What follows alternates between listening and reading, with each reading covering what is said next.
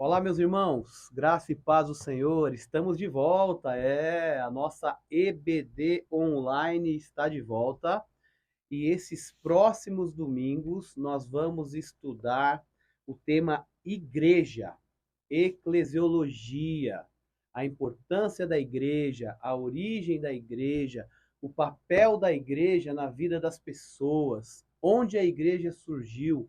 Estas e outras dúvidas nós vamos juntos estudar todo domingo pela manhã na nossa EBD online. Eu quero orar com você. Abaixe sua cabeça, vamos orar e pedir a sabedoria do Senhor para desvendar os mistérios da sua palavra. Deus, obrigado por esse momento de estudo da tua palavra.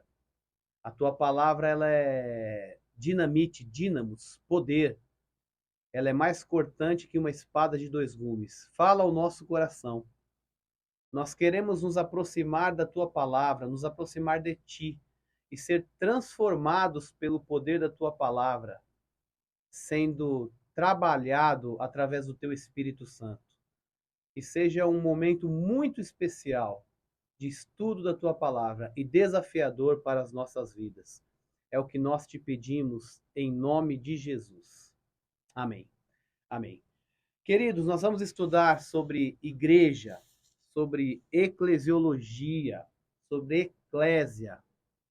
E eu quero começar a ler com vocês um texto de Mateus, capítulo 16, verso 18, em que Jesus, conversando ali com Pedro, ele diz o seguinte sobre igreja, ele fala: "Também eu te digo que tu és Pedro, e sobre esta pedra edificarei a minha igreja, e as portas do inferno não prevalecerão contra ela." Jesus faz um trocadilho aqui com Pedro. Ele diz: "Tu és Pedro", e Pedro significa Petrus, pedra, e sobre esta pedra, ele fala sobre ele mesmo como pedra angular, edificarei a minha igreja. Queridos, o mais importante, o ponto de partida de um assunto tão relevante como eclesiologia, como igreja, é saber quem é o dono da igreja. E o próprio Cristo fala que ele é o dono da igreja, minha igreja. A igreja de Cristo não pertence a ninguém, não pertence a nenhum homem, não pertence a nenhuma liderança, não pertence a nenhuma denominação, não pertence a nenhum pastor, nenhum bispo. A igreja pertence a Jesus. Ele é o dono da igreja, ele mesmo verbalizou para Pedro isso.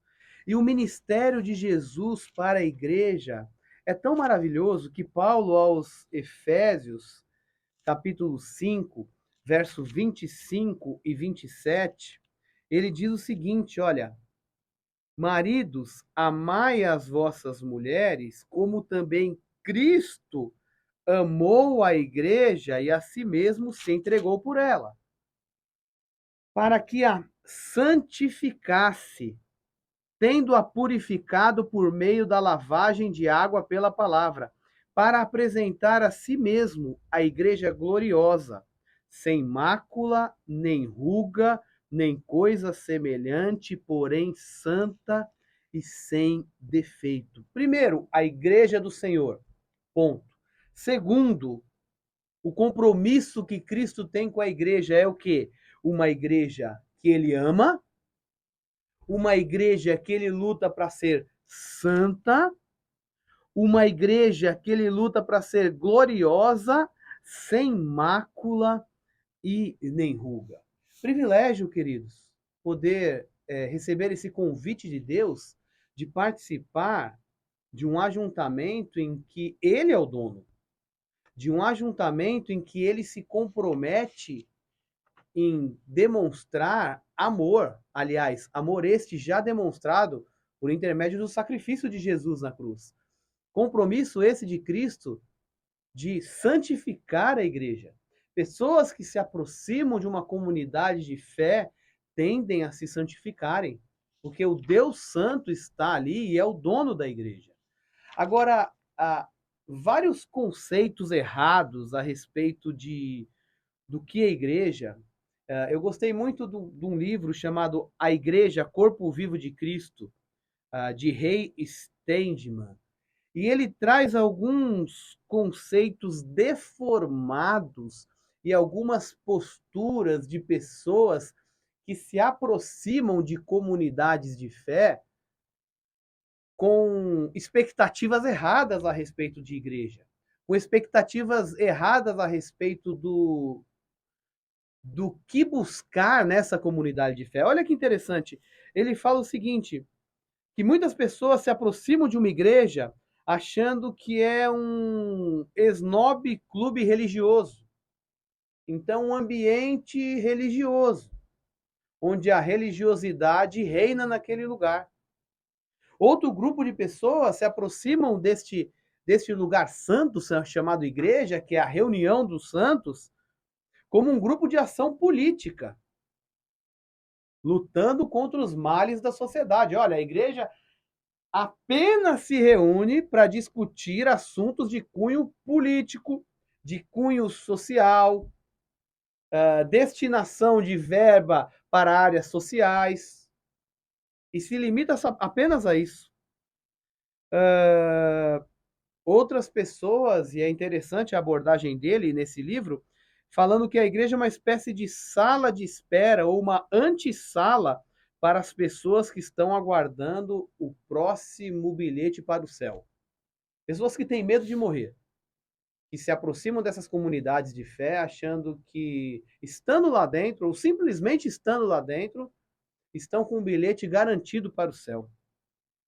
Outros acreditam que é uma reunião de fanáticos religiosos, estando lá, aproveitando um fim de semana onde não tem outro lugar para estar, e aquilo ali vira um rito, aquilo ali vira algo corriqueiro, vira um hábito estar todo fim de semana naquele lugar. Outros ainda acreditam que a igreja é um lugar de barulho forte, com bateria e som que vive prejudicando a paz da vizinhança. São ideias e imagens deformadas a respeito do que é a igreja. Mas a igreja, irmãos, estava no coração de Deus muito antes da fundação do mundo.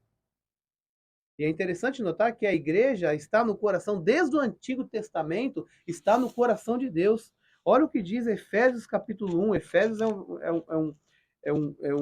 uma carta que fala muito a respeito de igreja. Olha, Efésios capítulo 1, verso de 3 a 6 diz: Bendito o Deus e Pai de nosso Senhor Jesus Cristo, que nos tem abençoado com toda sorte de bênção espiritual nas regiões celestiais. Assim como ele nos escolheu. Escolheu quem? Escolheu o ajuntamento de pessoas. Escolheu quem? Escolheu a igreja. A igreja é o ajuntamento de pessoas. Antes da fundação do mundo. Para sermos santos e irrepreensíveis perante ele em amor. Ele nos predestinou, nos escolheu para a adoção de filhos por meio de Jesus Cristo. Igreja, queridos, queridas, está no coração de Deus antes da fundação do mundo. E aí nós podemos olhar lá em Gênesis capítulo 12, historicamente, o chamado de Abraão. O chamado de Abraão.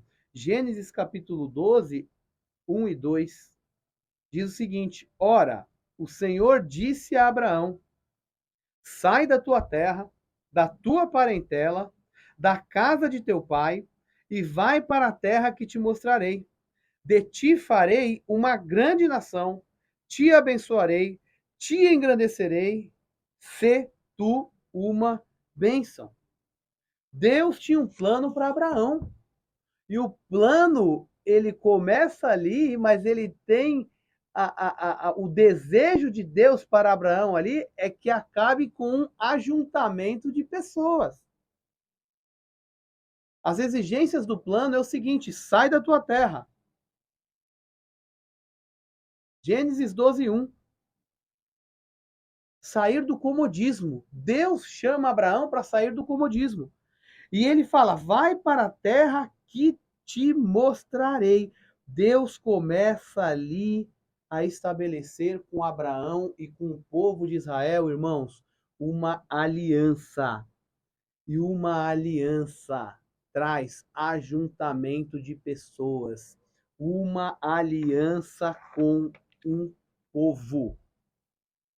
Agora, qual é o alvo do plano de Deus? E olha que interessante, o texto vai seguindo.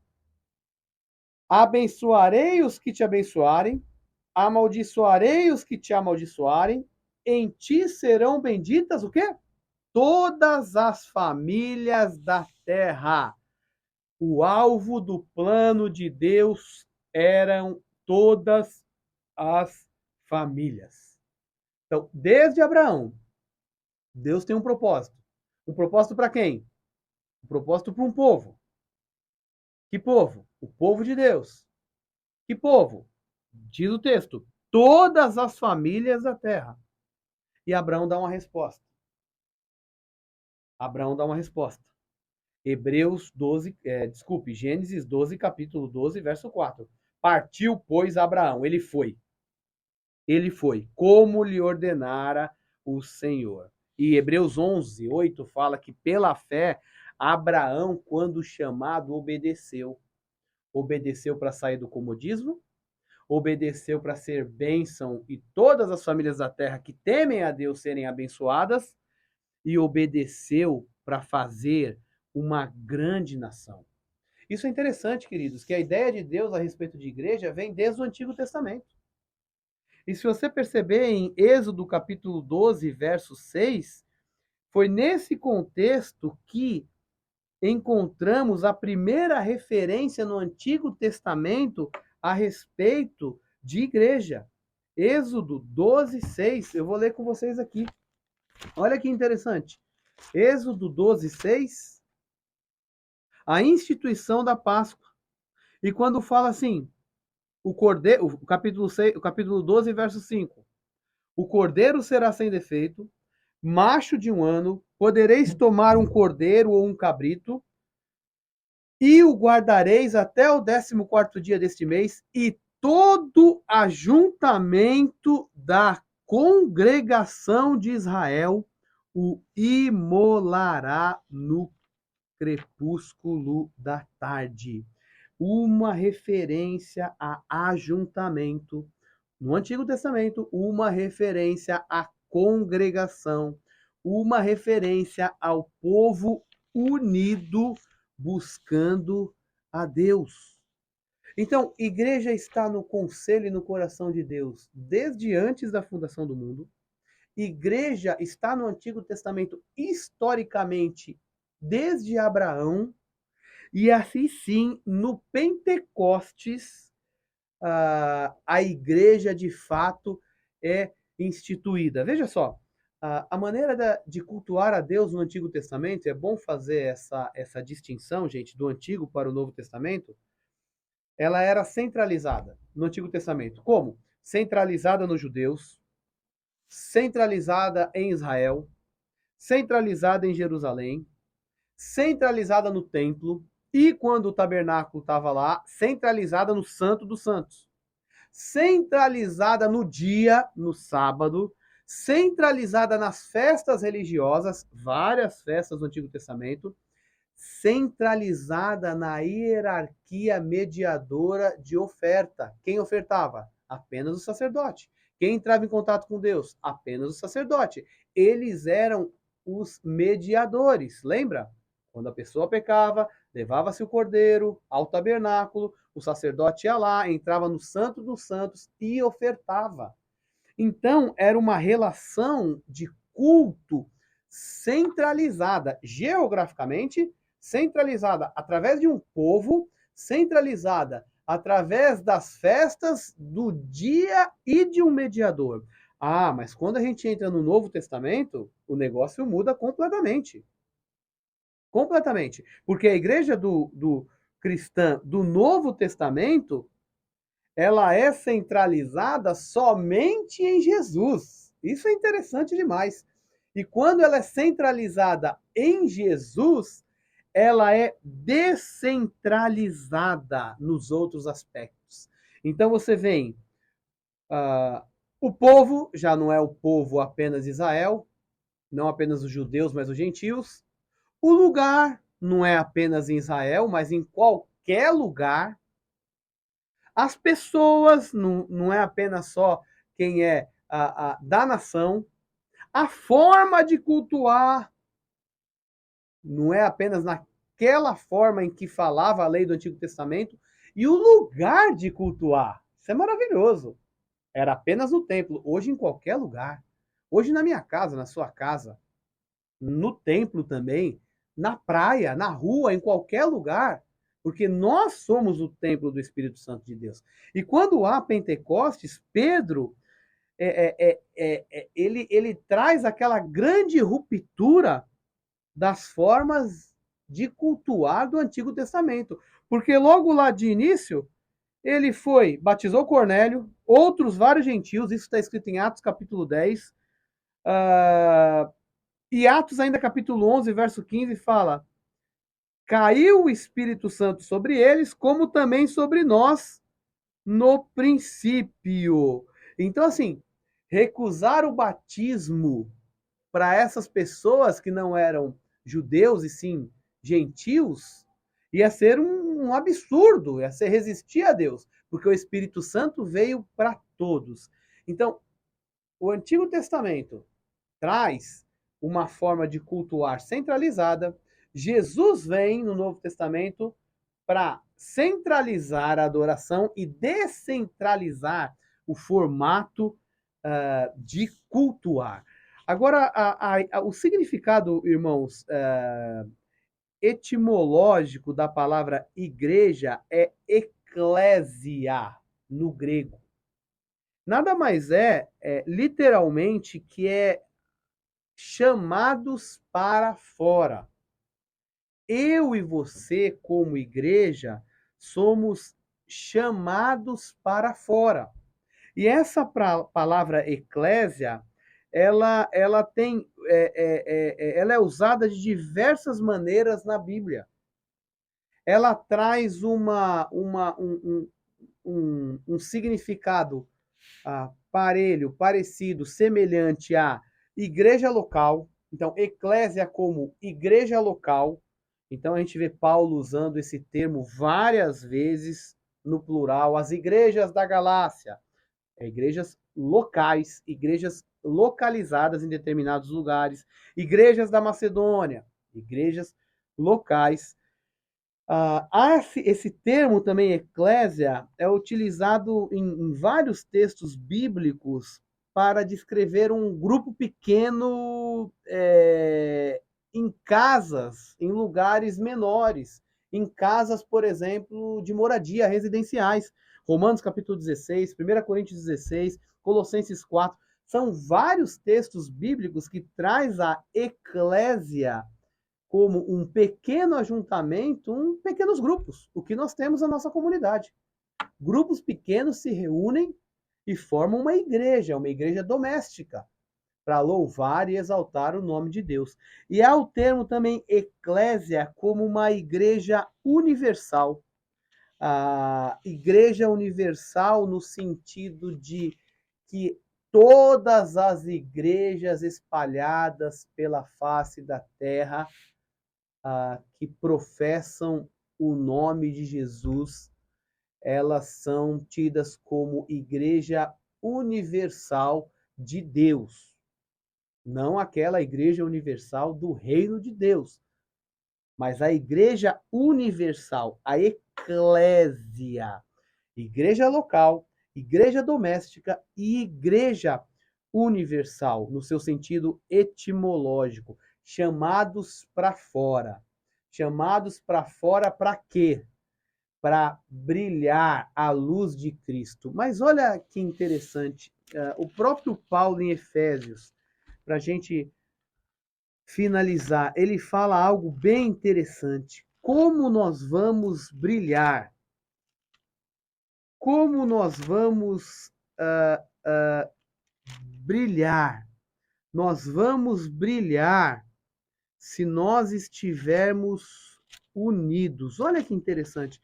Antes eu quero ler João capítulo 17, que é um texto bem profundo a respeito de igreja e a respeito de unidade na igreja, João 17, 22 e 23, ele fala algo bem interessante, porque ele diz o seguinte, olha, eu lhes tenho dito e transmitido a glória que me tens dado, para que sejam um, como nós o somos, eu neles e tu em mim, a fim de que sejam aperfeiçoados na unidade. Agora, olha só, como que os chamados para fora vão proclamar o evangelho? Olha só, quando vocês forem aperfeiçoados na unidade, o mundo vai conhecer que tu me enviaste e os amaste como também amaste a mim. Gente, isso é profundo demais. Isso é profundo demais. Quando que a igreja vai ser relevante evangelizando? Quando ela for um. Quando que a igreja vai ser relevante levando a luz do evangelho de Cristo? Quando ela for um. Quando vocês forem aperfeiçoados na unidade, o mundo vai conhecer que tu me enviaste. Esse é o grande problema da eclésia. Essa é a grande dificuldade da igreja, a unidade. Porque quando tem unidade dentro do corpo, a luz vai brilhar para fora. E a palavra em si, a essência da igreja, que é chamados para fora para atrair outras pessoas, vai ser natural. Aquele povo tem unidade. Aquele povo fala a mesma língua. Aquele povo está ali com o mesmo propósito. Por isso que Mateus capítulo 18, verso 20, quando fala o seguinte, quando estão dois ou três em meu nome, né? Olha só o que diz o texto.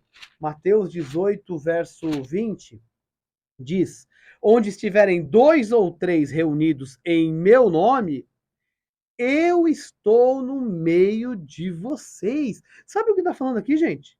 Sabe o que está falando aqui? Está falando o seguinte, Jesus está falando, quando os dois ou três estiverem com o mesmo propósito, que é de me adorar e exaltar o meu nome, eu vou estar no meio deles.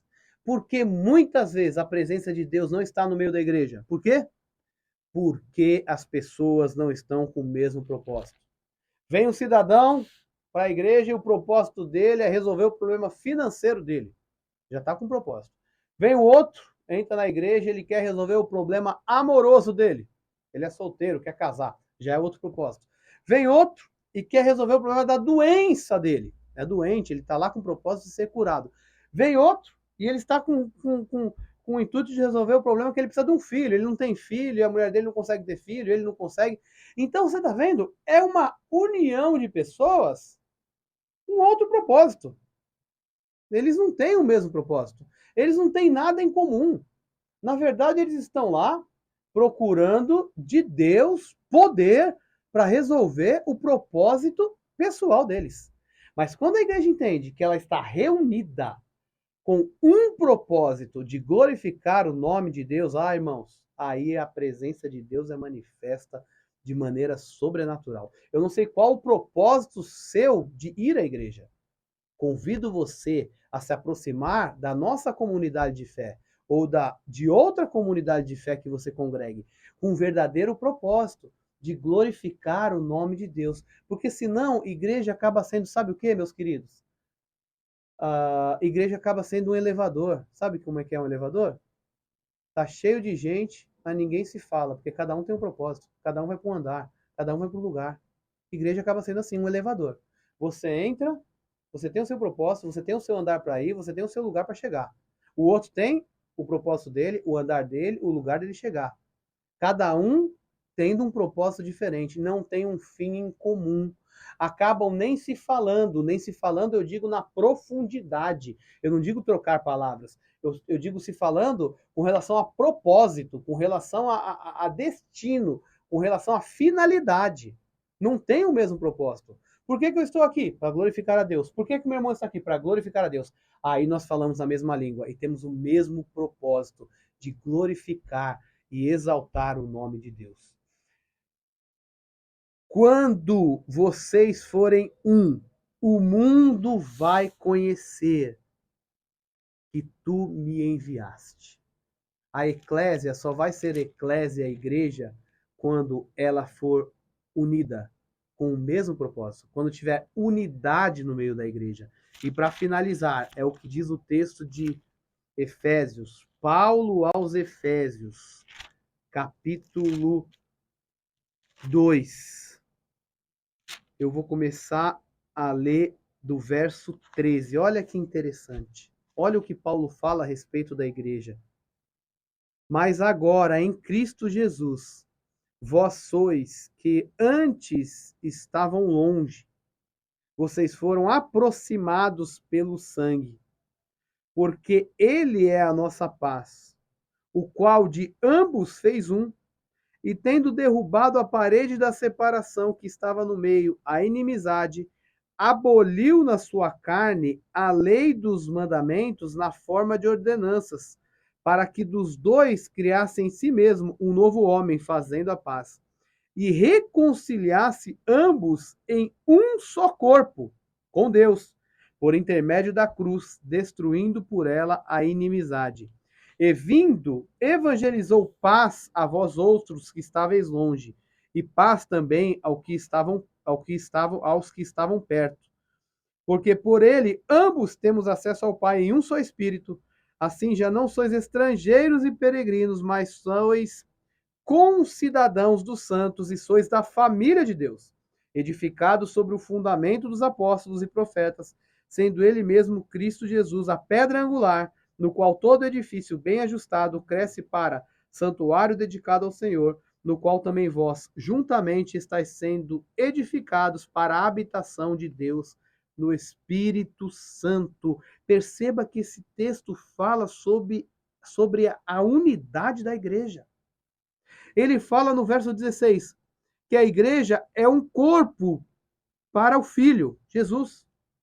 Ele fala que a igreja, no verso 19, é uma família para o Pai, Deus Pai. E ele fala sobre habitação, edifício, templo, casa para o Espírito. Veja, irmãos, que coisa interessante. E tudo dentro da unidade.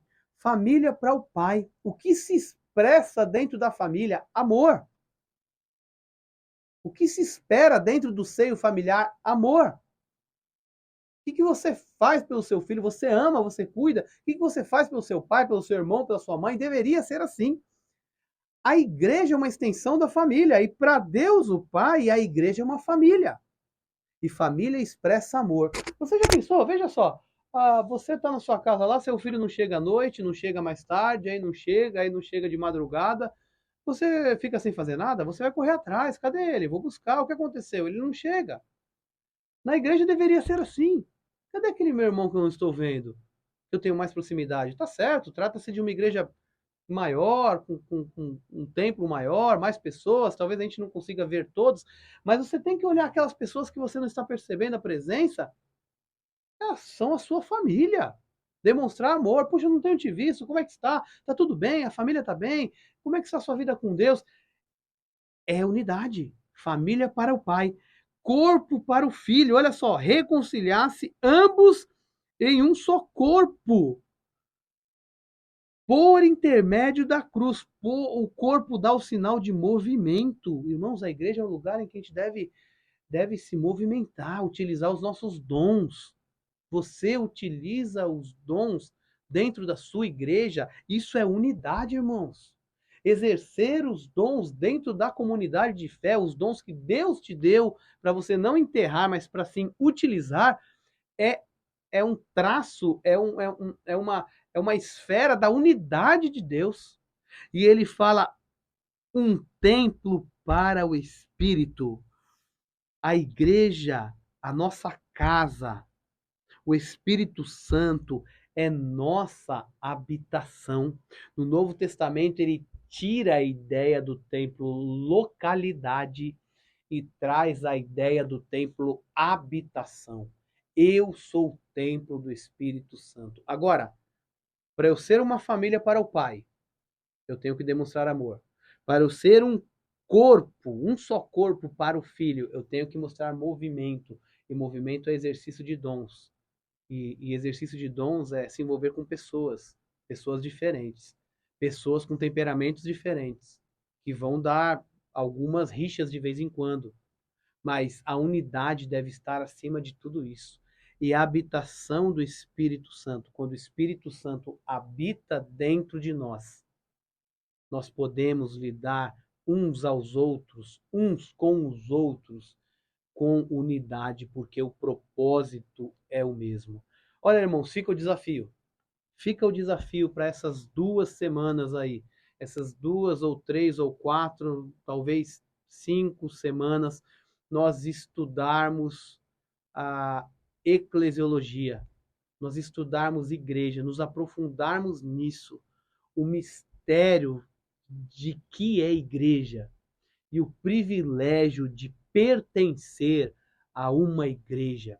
Que Deus te abençoe grandemente e que nós possamos exercer essa unidade com amor, movimento e habitação plena do Espírito Santo em nossos corações. Porque assim o mundo vai conhecer que tem algo diferente na eclésia e a luz de Cristo vai brilhar para essas pessoas. Que Deus te abençoe grandemente, em nome de Jesus. Amém.